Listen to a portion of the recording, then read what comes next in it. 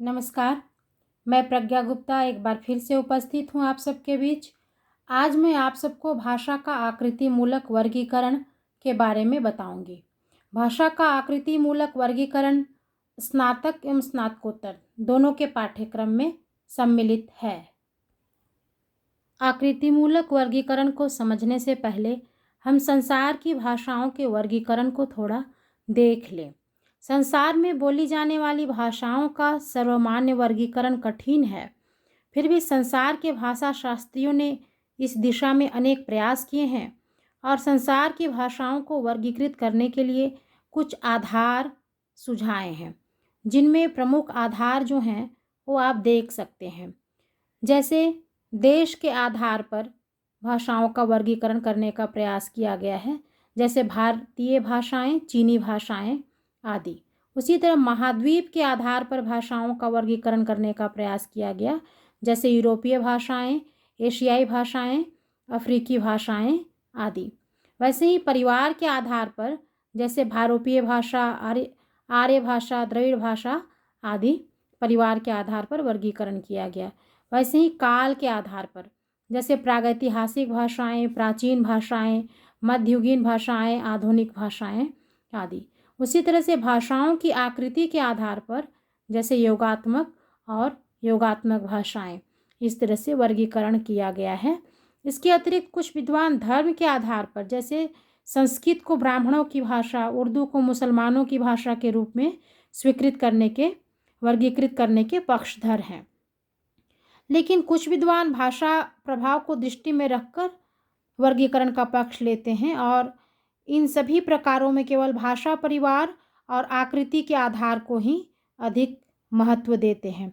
हम कह सकते हैं कि संसार में कुल लगभग 3000 भाषाएं बोली जाती हैं और इन्हें कई आधारों पर कई वर्गों में बांटा जा सकता है, लेकिन मुख्य आधार दो हैं, आकृति और पारिवारिक। तो हम आकृति मूलक जो वर्गीकरण है उस पर आज विचार करेंगे। आकृति के आधार पर दो भागों में भाषा को बांटा गया है। आकृति मूलक वर्गीकरण की बात करें तो यहाँ आकृति का अर्थ है रचना, अर्थात इस वर्गीकरण का आधार यह है कि भाषाओं में रूपों की रचना कैसे होती है। वस्तुतः भाषा में अर्थ के स्तर पर दो तत्व होते हैं, एक अर्थ तत्व और दूसरा संबंध तत्व। यानी कि अर्थ तत्व जो केवल अर्थ को व्यक्त करता है, जैसे घोड़ा, मोहन, नदी आदि। वैसे ही संबंध तत्व वाक्य में प्रयुक्त अर्थ तत्वों का आपस में संबंध दिखलाते हैं। जैसे विभिन्न प्रकार के प्रत्यय तथा कारक चिन्ह संबंध तत्व कहे जा सकते हैं, जैसे ने, को, से, आ आदि। तो वैसे ही अर्थ तत्व और संबंध तत्व को अगर ध्यान से देखें तो हम आकृति मूलक वर्गीकरण को समझ सकते हैं। जैसे कि अर्थ तत्व हम कहें तो राम, रावण, बाण, मार, ये सब अर्थ तत्व हैं। वैसे ही संबंध तत्व देखें तो ने, को, से, आ आदि संबंध तत्व हैं। यानी कि विभिन्न प्रकार के जो प्रत्यय हैं, कारक चिन्ह हैं, वो संबंध तत्व कहे जा सकते हैं। और जब अर्थ तत्व और संबंध तत्व दोनों को जोड़ते हैं तब रूप बनता है। रूप रचना की दृष्टि से हम आकृति मूलक वर्गीकरण को देखते हैं तो अर्थ तत्व और संबंध तत्व दोनों के जोड़ से रूप बनता है। जैसे कि यहाँ पर हम अर्थ तत्व देख रहे हैं कि राम, रावण, बाण, मार। वहीं संबंध तत्व देख रहे हैं ने, को, से, आ। तो यहाँ पर जोड़ेंगे तो बनेगा राम ने रावण को बाण से मारा। यानी संबंध तत्व और अर्थ तत्व दोनों मिलकर रूप को आकार दे रहे हैं। तो जैसे कोई भी वाक्य है वह एक रूप या एक से अधिक रूपों का योग है। और जब हम संसार की भाषाओं पर दृष्टि दौड़ाते हैं तो रूप रचना की दृष्टि से दो मुख्य प्रकार की भाषाएं मिलती हैं और वो हैं अयोगात्मक या वियोगात्मक और संयोगात्मक या योगात्मक भाषा। तो इस तरह से हम देख रहे हैं कि आकृति के आधार पर यानी अर्थ के आधार पर जो भाषाएं हैं वो हैं अयोगात्मक या वियोगात्मक या संयोगात्मक या योगात्मक। और देखते हैं कि अयोगात्मक भाषा किसे कहेंगे। तो ऐसी भाषाएं जिनमें रूप रचना में अर्थ तत्व और संबंध तत्व एक में न मिलकर अलग अलग रहते हैं, यानी ऐसी भाषाएं जिनमें रूप रचना में अर्थ तत्व और संबंध तत्व एक में न मिलकर अलग अलग रहते हैं, अयोगात्मक भाषाएं कहलाती हैं। तो इस अलगाव के कारण ही इन्हें अयोगात्मक या वियोगात्मक कहते हैं। संस्कृत की तुलना में हिंदी अयोगात्मक या वियोगात्मक भाषा है। ये संस्कृत में रामः अगर कहते हैं तो विसर्ग उसी में मिला है, वो संयोगात्मक रूप है, जबकि हिंदी में कहते हैं राम ने या फिर जैसे कि राम ने, तो यहाँ पर राम जो है अर्थ तत्व है और ये जो ने है यह संबंध तत्व है।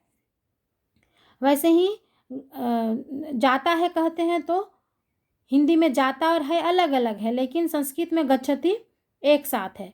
तो जो हिंदी है वह वियोगात्मक भाषा का उदाहरण है। इसी प्रकार मतलब हम देख रहे हैं कि जो संसार की चीनी भाषा है वो अयोगात्मक भाषा का सबसे अच्छा उदाहरण है। अयोगात्मक भाषा में चीनी में यह होता है कि इसमें अर्थ तत्व में कोई विकार या परिवर्तन नहीं होता, इसमें कुछ भी मिलाया नहीं जाता, बस स्थान विशेष पर शब्द को रख देने से ही उसका व्याकरणिक रूप स्पष्ट हो जाता है। एक ही शब्द स्थान विशेष पर आकर क्रिया या कुछ और हो जाता है, इसलिए ऐसी भाषाओं को स्थान प्रधान भी कहते हैं। जैसे चीनी भाषा में देख लें तो वहाँ पर है तालेन यानी कि बड़ा आदमी, या फिर उसी को बदल दें थोड़ा स्थान लेन ता कर दें तो आदमी बड़ा ऐसे हो जाएगा। तो यहाँ ता विशेषण और क्रिया दोनों है। इसी प्रकार चीनी भाषा में बड़प्पन और बड़प्पन के साथ इस तरह का अर्थ भी ऐसा ही प्रयोग हो सकता है। जैसे चीनी में नगो त नी मैं तुमको मारता हूँ कहेंगे, या फिर नी त नगो तुम मुझको मारते हो, ऐसा हो जाएगा। कभी कभी इन भाषाओं में सहायक शब्द जोड़ते हैं तो वे अलग रहते हैं, मिलते नहीं हैं। जैसे सेन चलना, सेन लियोन चला, इसका अर्थ हो जाएगा। वैसे ही भारोपीय परिवार की पुरानी भाषाएं जो हैं संस्कृत, ग्रीक, लैटिन आदि की तुलना में आधुनिक भाषाएं जो हैं भारोपीय परिवार की जैसे हिंदी, अंग्रेजी आदि अयोगात्मक हैं, यानी कि जो पुरानी भाषाएं होंगी वो योगात्मक या संयोगात्मक कही जा सकती हैं और जो नई भाषाएं हैं वो अयोगात्मक होती चलती हैं। ऐसे भी भाषा की एक विशेषता है कि वह संजोग से वियोग की ओर जाती है। तो अन्य परिवार की भाषाओं में चीनी के अतिरिक्त सुदानी, श्यामी, तिब्बती आदि भी अयोगात्मक भाषाएं हैं। अब हम देखें योगात्मक या संयोगात्मक भाषाएं। तो ऐसी भाषाएं जिनमें रूप रचना में अर्थ तत्व और संबंध तत्व एक में मिल जाते हैं या संयुक्त हो जाते हैं, यानी कि रूप, अर्थ तत्व और संबंध तत्व एक में मिल जाते हैं या संयुक्त हो जाते हैं। जैसे संस्कृत योगात्मक भाषा है, इसमें गच्छति जाता है एक में है, रामस्य राम का, यानी कि ये राम अर्थ और ये का संबंध तत्व दोनों मिला हुआ है रामस्य। वैसे ही गच्छति में भी गम और ती मिला हुआ है, तो यहाँ पर जाता है एक साथ है। हालांकि योग की प्रकृति के आधार पर इन्हें 3 वर्गों में बांटा गया है: प्रश्लिष्ट योगात्मक, अश्लिष्ट योगात्मक और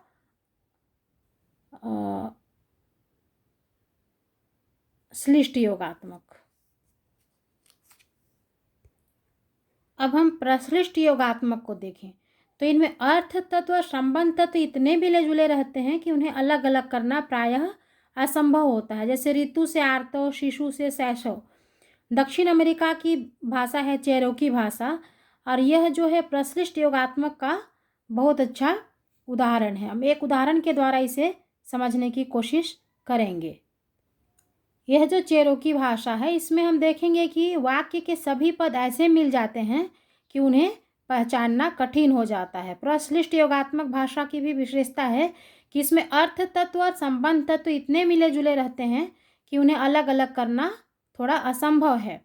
जैसे कि नातेन यानी लाओ, नीम यानी हम, अमोखोल यानी नाव। तो इन तीनों से मिलकर जो वाक्य बनेगा वो हो जाएगा नाधो लिनिन, यानी हमारे पास नाव लाओ। तो इस तरह से हम देख रहे हैं कि इसको थोड़ा अर्थ तत्व संबंध तत्व को अलग अलग करना मुश्किल है। अब दूसरा देखें, योगात्मक भाषा का दूसरा जो भेद है वह है अश्लिष्ट योगात्मक। तो इसमें क्या है कि अर्थ तत्व संबंध तत्व ऐसे जुड़े होते हैं कि सरलता से पहचाने जा सकते हैं। जैसे कि तुर्की, कन्नड़, बाटू आदि जो भाषाएं हैं वो अश्लिष्ट हैं। जुलू भाषा का एक उदाहरण देखिए, इसमें है उमु एक वचन का चिन्ह है, अब बहुवचन का चिन्ह है, नतु आदमी कहा जाता है, नंग से उसका मतलब हो गया से। तो इनके योग से जो शब्द बनेगा, जैसे उमुंतु यानी कि उमु और अंतु मिल गया तो एक आदमी हो गया। अबंतु, अब जो बहुवचन का प्रतीक है उसमें नतु आदमी मिल गया तो अबंतु हो गया, यानी कई आदमी। फिर ऐसे ही नगमंतु आदमी से, इसका मतलब हो गया से, तो अंतु मिल गया तो नगमंतु आदमी से। फिर नग अबंतु आदमियों से, अब देख रहे हैं बहुवचन का है और अंतु आदमी और इसमें नग मिल जा रहा है तो नगवंतु। तो यहाँ पर संबंध तत्व और अर्थ तत्व को पहचानना थोड़ा संभव है। तो ये जो भाषा है वो अश्लिष्ट योगात्मक का उदाहरण है। अब हम देखें श्लिष्ट योगात्मक, यानी योगात्मक के 3 भेद हो रहे हैं, प्रश्लिष्ट, अश्लिष्ट और श्लिष्ट। तो श्लिष्ट योगात्मक, इसमें क्या है कि इसमें अर्थ तत्व संबंध तत्व में जो योग होता है, साथ ही योग के फलस्वरूप अर्थ तत्व में कुछ विकार आ जाता है, किंतु विकार के बावजूद अर्थ तत्व स्पष्ट पहचाना जा सकता है। संस्कृत इसका उदाहरण है, जैसे वैदिक, वेद जोड़ इक, यहाँ पे स्वर संधि है और अ ई मिल के ई मिल रहे हैं, लेकिन यहाँ पर वे में देख रहे हैं कि हम ऐकार हो जा रहा है, तो एक तरह से विकार उत्पन्न हो रहा है। उसी तरह भूगोल में भौगोलिक हो जा रहा है, तो विकार उत्पन्न होकर ये शब्द बन रहा है, पर हम अंतर समझ सकते हैं। संबंध तत्व और अर्थ तत्व को ये अर्थ तत्व और संबंध तत्व दोनों को पहचान सकते हैं। तो श्लिष्ट योगात्मक भाषाओं में क्या है कि अर्थ तत्व संबंध तत्व में योग होता है और साथ ही विकार भी उत्पन्न होता है। हालांकि हम संबंध तत्व और अर्थ तत्व दोनों को पहचान सकते हैं।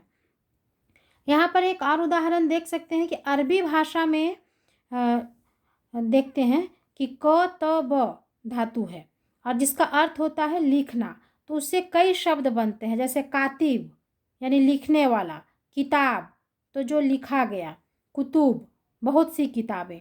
तो यहाँ पर क त ब व्यंजन है, पर बीच बीच में विभिन्न स्वरों के आने से जो या फिर विभिन्न अस्तर जो हो रहे हैं उनसे अर्थ बदल जा रहा है।